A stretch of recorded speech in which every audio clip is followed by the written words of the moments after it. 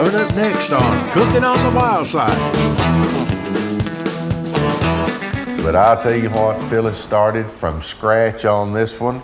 And I mean, we even ground our own venison. We did, didn't we? Yeah. Actually, I like to do that. I like to, because when we, put our venison up, we put it in big roasts and things like that, and then we grind it as we need it. I think it has a little fresher taste. It is fresh. Of course, you can't be in a hurry and do that. No. Well, you can't be in a hurry about chili at all. Well, I brought the little skillet today to put this in too, John. Talk about your 10-gallon hats. We got a 40-gallon skillet here. That's the biggest thing I ever saw in my life. And I'm going to have to lift it, yes, right? Yes, you are. I hope. Tell me what you did here Well, what first. we've done, and what I wanted to do was to just show a basic chili recipe. Now, there are thousands of different chili recipes. There are thousands of different ways to do it. And what you can do is take the things that you like and add to this basic recipe. But if there are sort of two versions of this too. What I've done is taken about a ½ pound of smoked pork jowl and chopped it up in little bitty pieces, or chunk it up in little bitty pieces, and put that in the skillet and cook it till it just gets sort of light golden. It just sort of gets some of that grease out of there.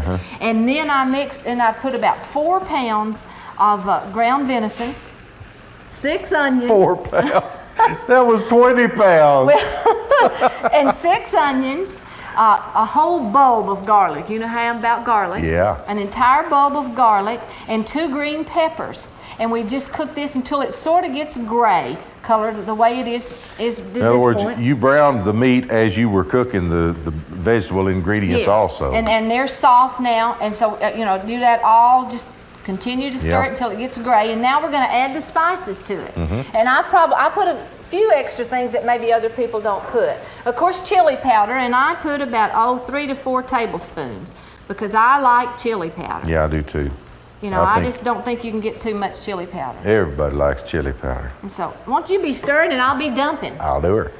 Okay, and then I put about a teaspoon of whole cumin seed.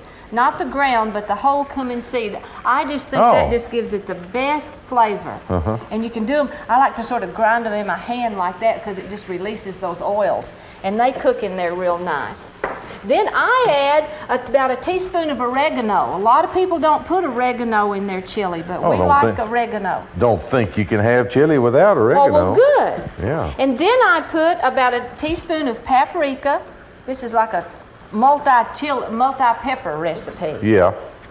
Yeah, paprika's a pepper too, isn't it? Yes. And then about a ½ teaspoon of crushed red peppers. This is going to give it its bite and its spice. Now, the ½ teaspoon's not a lot, and if you want to put more, that's fine. If you want to put Tabasco, things like that, you can. Yeah. But now, that's all the spices, and we're going to stir those up real well. Well, I'll tell you what, Phyllis, it's going to take a bit to stir all that up real well. Well, you're doing a fine job. Is that working? Yeah, and that's good enough. We don't have to, because then we're going to put we're going to stir it after we get it in there. Oh, sure, because we're going to add our other ingredients. So if you would be so kind as to lift that, if you lift that skillet, I'll rake it out in this pot. And we hope that you want to use that? Oh, that'd be great. Okay. And I'm using cast iron. I love to cook in cast iron whenever I can.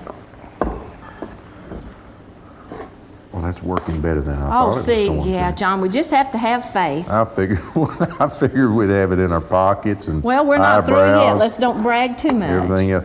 And now, if you are an aficionado of Phyllis Spear cooking, you know that when she gets to the final pot, it's what we call Phyllis full. Yeah, there we go. Hey, perfect. Just look at that. That also is better than I thought it was going to be. That's going to work out just great. Now, to that, we're going to add 1 large can of tomatoes. A lot of people don't like tomatoes in their chili, but I do. Sure. Large can of tomatoes, and they're sort of chopped up a little bit. We're going to put those in there, stir those around. Then I also like to add a can of tomato paste. That doesn't hurt anything. Nice tomato flavor in chili is just, I think so. Absolutely essential as far as a lot of people don't like, that flavor, but I really do. I like the tomato taste. Then we're going to add a can of green chilies. These are the mild ones, but the green there's 1 more pepper. I guess we could call this 5-pepper chili. 5-pepper chili. And last but not least is about a half a pound of green beans, not green beans, red beans. Red beans. That I've cooked. You know, I buy the dry beans and cook them, but if you're in a hurry, you can just put... they come in a can too. They come in a can also. Now, if by chance this is going to be, I like to put this on and stir it. And now, if you'll notice, it's not real juicy. But No. if you'll put the lid on and turn it down really low, and some of the juice will cook back into it. But and I like to try that for a while. I like to cook this probably about an hour, hour and a half. But see, when you look down in the bottom, there is juice. But if it begins to get too dry, just add about a cup of water at the time. This has to cook for an hour. About an hour, hour and a half, blend yes. the flavor. And chili, the more you heat chili up, the better it gets. Yeah. And so, but you know, if you have other things that you want to add to this, by all means do, you know, frog tails or anything like that, just to make it better. We'll check you in about an hour or so.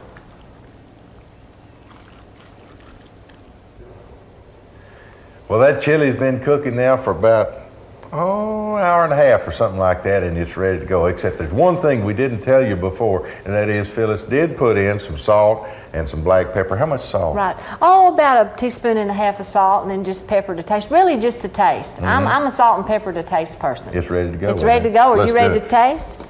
I've got my bowl. Oh, it's just bubbling here. See, it did cook down. Yeah. Just one more. That's good. There you go. Well, that'll be good for a taste. It's smoking, John. I'm going to blow it. Well, let me recap while you taste and tell us what you think. I used a half a pound of dry red beans. Just cook those in some water. You can use canned beans if you like. Take 4 pounds of venison.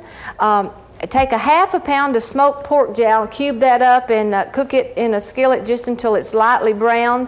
Then add your 4 pounds of venison, 6 onions, 2 green peppers, and a bulb of garlic. Cook that just till it comes up to a gray color. Then add 3-4 tablespoons of chili powder, a teaspoon cumin seed, oregano, paprika, half a teaspoon or crushed red pepper to taste. Mix all that up, then pour it in your simmering pot. Add a large can of tomatoes, a can of tomato paste, a small can of green chilies. Stir it up, put the lid on, cook it hour and a half, and you've got venison chili. And it is some good. Good.